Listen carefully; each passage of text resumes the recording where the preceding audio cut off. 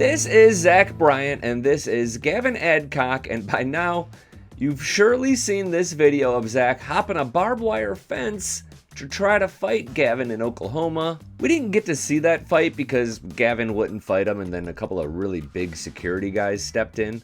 But now, thanks to AI, we can pretty accurately determine what it would have looked like had those two men actually squared off.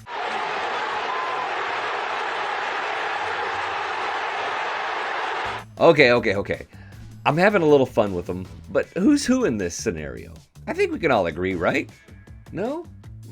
Alright, well, I'm going to share my take at the end because you came here to find out why Zach wanted to go after Gavin in the first place, so let's get right to it. It's pretty clear Zach doesn't like Gavin, and there's two sets of information. There's the known and the unknown.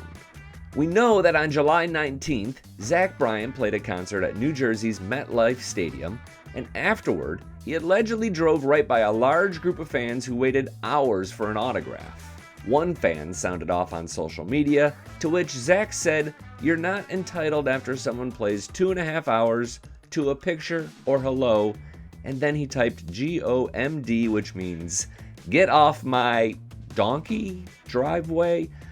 It's a 4-letter word that rhymes with sick. Let's just say that. The kicker came when the fan responded with, "I'm literally a 14-year-old fan." Oh boy. That's when Gavin jumped in with, "If you can't handle the criticism of a 14-year-old, why do people idolize you?" And honestly, he's not wrong, but I want to say this. During his short time in the public consciousness, Gavin has proven to be something of a provocateur. At the very least, he's opportunistic.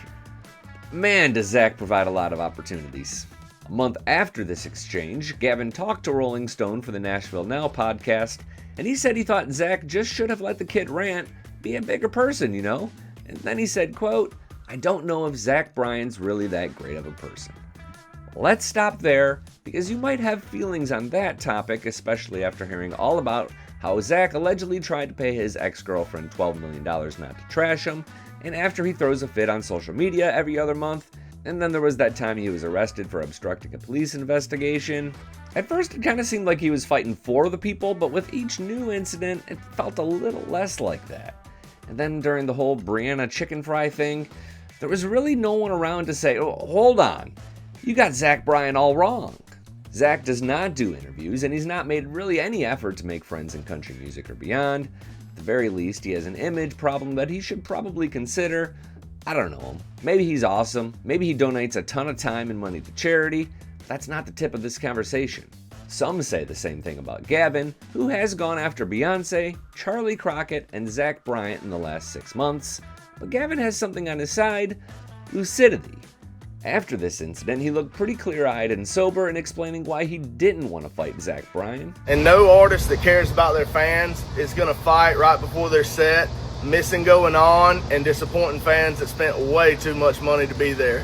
I don't think anybody's scared of Zach Bryan. I'm just an adult, and fighting him would have only meant going to jail, missing my set, and falling into a Zach Bryan lawsuit. And we all know he likes to manipulate people with money. Couple of points here.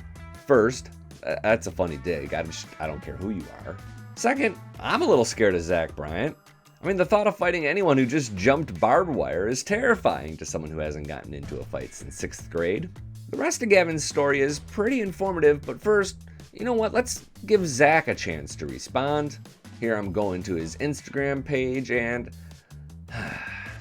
Alright then, more from Gavin, who says Zach knew exactly where Gavin was all day long, and he went huffing around asking other artists about him at the festival when he could have just come and knocked on his tour bus door. That's somewhat supported by this clip from Zach on stage. So, you see, he was inside the festival, but he waited till an hour before Gavin's set. After he had already left, before my set, I was standing outside. He pulls up in a pickup truck outside the gate and starts giving out threats. So I just decided to stir him up to the point where he jumped over the fence. And that is the unknown. What did Gavin say? I thought I heard a P word in there. It was definitely an insulting thing to say. And he admits he did say something to him, and I guess there were some 4-letter words and insults involved with this exchange. You can kind of hear the conversation here. Hey, do you want to fight like a man? You want to open the gate?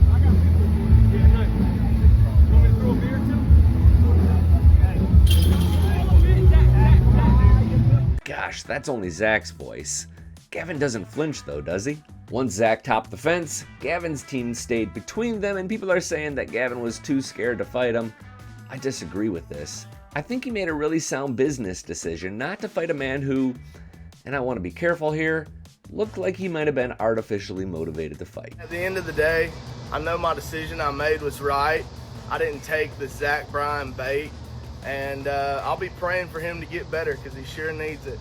Nobody likes carrying on a feud more than Gavin. We learned that during the Charlie Crockett saga, so of course he took to social media with not one, but 2 follow-ups. Wild ass women, hard ass living, did it to. That brings us all back to this. That clip was from 1993 when Robin Ventura tried to fight the grizzled Nolan Ryan but got his butt handed to him. I think the same thing would have happened here. Zach is spending a lot of energy on that fence, and I think Gavin could have thrown him to the ground and just stomped on him. I mean, dude was a former nose tackle on a college football team. He literally spent years training for physicality. I know Zach played football too, and he was also in the Navy. Nothing but respect for that. But I'll take those big ugly nose tackles in a fight 7 days a week. You too? Let me know in the comments section below. I'm Billy Dukes for Taste of Country. Thanks for watching, and thanks for subscribing.